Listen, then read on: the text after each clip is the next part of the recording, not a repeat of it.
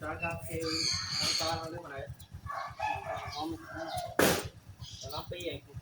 mày nào đi nó đi không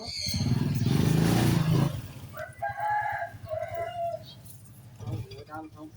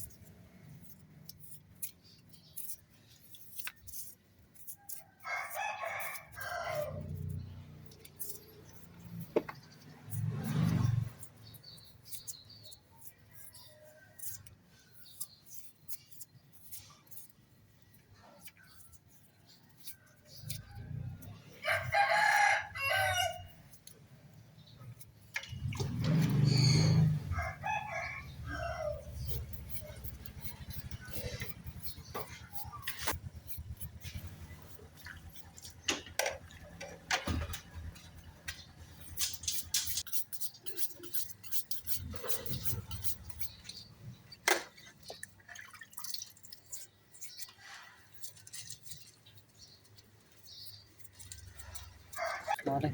cho bạn chất cho nó xa nó phát đây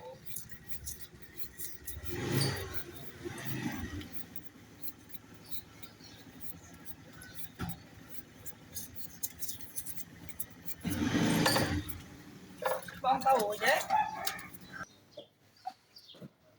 chẳng cu với tàu vậy đó